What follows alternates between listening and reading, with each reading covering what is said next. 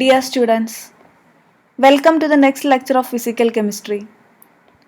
We have been discussing about the properties of colloids in the last few lectures. The particles of a sol carry similar electric charges, and the repulsion between these similar charges hold the particles apart and thus prevents the aggregation of the particles. This accounts for the stability of lyophobic salts as well as lyophilic salts. Also, we have discussed about Brownian moment. Brownian motion is a motion against the gravity, and this also accounts for the stability of salts. The Brownian motion counteracts the gravity and thus stabilizes the salt. For lyophilic salts, there is a heavy sheath of solvent molecules around the dispersed phase, which results in extensive solvation and increases the stability of the salt. This stabilization is absent in the case of lyophobic salts, as the interaction between the dispersed phase and the dispersion medium is very low. In the case of lyophobic salts, there is no heavy solvation, and thus lyophilic salts are much more stable compared to that of lyophobic salts.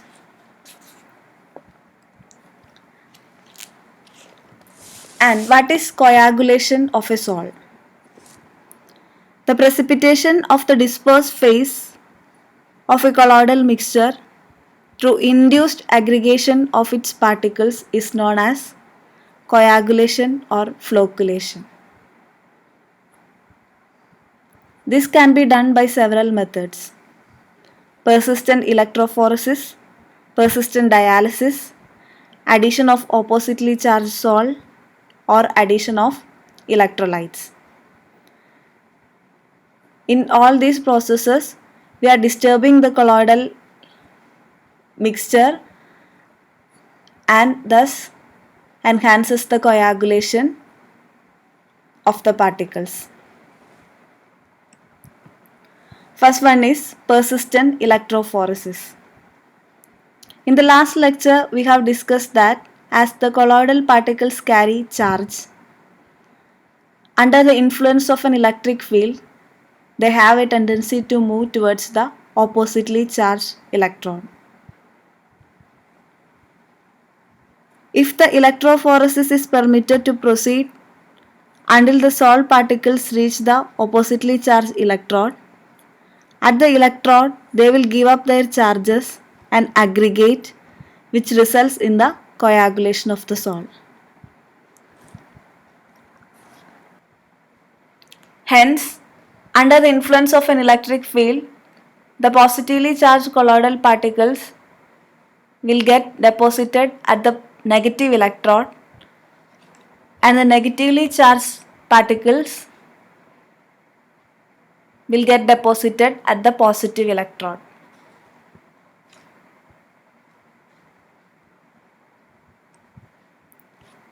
Next is persistent dialysis. We have discussed about dialysis, which is used for the purification of salts and to remove unwanted electrolytes from the freshly prepared salt. If we continue dialysis for a very long time, the electrolytes which are adsorbed on the surface of the salt particles will pass through the dialysing membrane, and thus the particles lose their charges, and as a result the salt will get coagulated or precipitated. For example, if we consider the positively charged ferric hydroxide salt, the adsorbed Fe3+ ions can pass through the dialysing membrane if the dialysis is continued for a long time, and this causes the aggregation of the salt particles.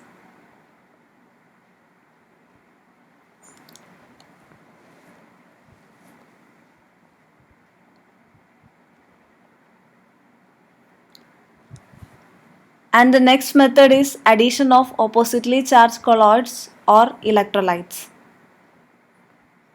To a negatively charged colloid, if we add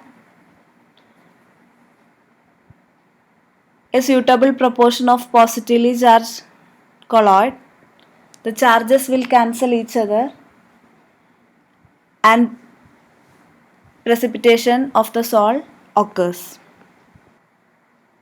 Similarly, if we add electrolytes to the colloidal system, the salt particles can take up the oppositely charged ions from the electrolyte and the charge gets neutralized. This causes the precipitation of the salt particles. For example, if we add barium chloride to the negative salt of arsenous sulfide, the salt particles take up barium 2 plus cations and gets neutralized. This can cause the precipitation of arsenous sulfide salt. Hardy and Schulze studied the relationship between the valency of the ions of the electrolyte added and the coagulation power.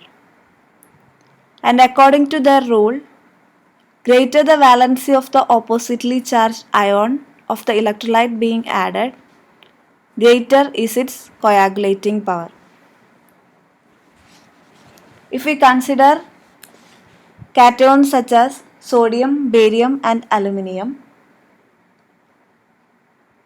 which are used to cause the coagulation of negatively charged salt like arsenous sulfide, the power of coagulation follows the order Na plus less than Ba2 plus, which is less than that of Al3 plus.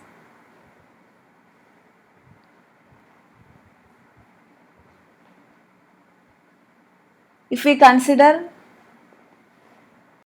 anions such as Cl minus, SO4 2 minus and PO4 3 minus, which can coagulate positively charged colloid like ferric hydroxide, the coagulating power follows the order Cl minus less than SO4 2 minus, which is less than that of PO4 3 minus. Thus, as the charge of the ions of the electrolyte increases, the coagulating power increases. This is Hardy-Schulze rule. The term flocculation value of an electrolyte is the minimum concentration of it required to cause coagulation or flocculation. Flocculation value is expressed in terms of millimoles of the electrolyte per liter of the salt. That means how many millimoles of the electrolyte are required to cause the coagulation of 1 liter of salt. That value is called the flocculation value of the corresponding electrolyte. The flocculation values of sodium chloride, barium chloride and aluminium chloride for a negatively charged salt arsenous sulfide are 52, 0.69, 0.093 respectively. From these values, it is understood that much amount of sodium chloride is required to cause the coagulation of 1 liter of arsenous sulfide salt. That means out of these three electrolytes, the coagulating power of NaCl is the lowest and that of AlCl3 is the highest. We know that lyophobic salts are less stable and lyophilic salts are more stable. If we add lyophilic salt to a lyophobic salt, the stability of the lyophobic salt increases. A lyophilic substance that offers protection to the lyophobic salt and prevents its precipitation by the addition of electrolyte is called protective colloid. For example, if we add a little of gelatin to gold salt, the coagulation of gold salt can be prevented to an extent. Gelatin is a lyophilic substance and this acts as a protective salt for the gold salt, which is lyophobic in nature. The actual mechanism for the protective action of the lyophilic salt is still under investigation. It is proposed that the lyophilic salt forms a protective layer as it gets adsorbed on the surface of lyophobic particles and thus protects the lyophobic colloid.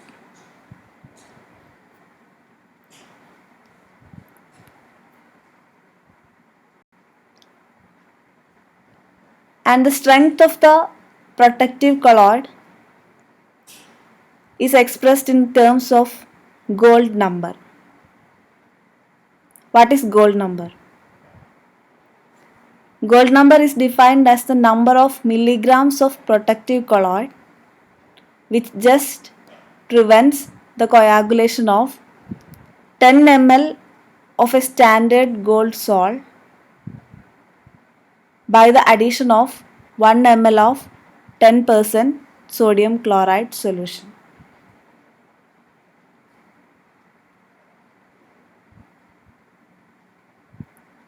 Here the lyophobic salt is gold salt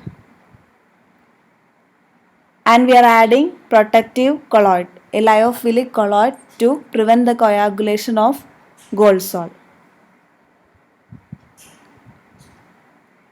And by definition, gold number is the milligrams of protective colloid which prevents the coagulation of 10 ml of standard gold salt.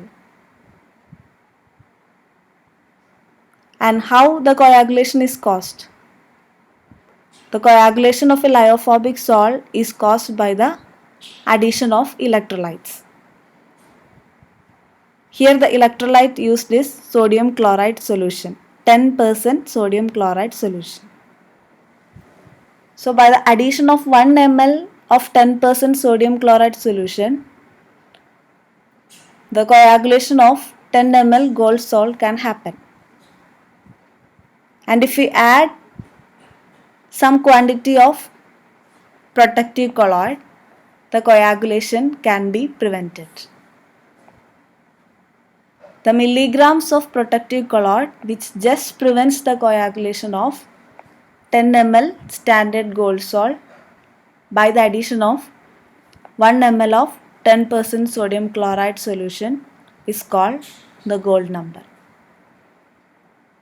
So smaller the gold number of a lyophilic colloid, the greater will be its protective action. Gelatin is a strong protective colloid so that its gold number is very less. It is in the range of 0.005 to 0.01. Albumin can also be used as a protective colloid. but its protective action is lower compared to that of gelatin. The coagulation of salt particles have certain applications in the field of industry. This property is made use in the production of rubber. Rubber latex is a colloidal solution of negatively charged rubber particles dispersed in water. The coagulation of the latex by using a suitable coagulating agent such as acetic acid or formic acid yields rubber. The property of electrophoresis is made use in industrial smoke precipitation and sewage disposal. The coagulation of colloids helps in the formation of river deltas. This is an example for coagulation observed in nature. River water is a colloidal solution of clay, and seawater contains a number of electrolytes. When these two water bodies meet, the electrolytes present in the seawater coagulate the colloidal solution of clay.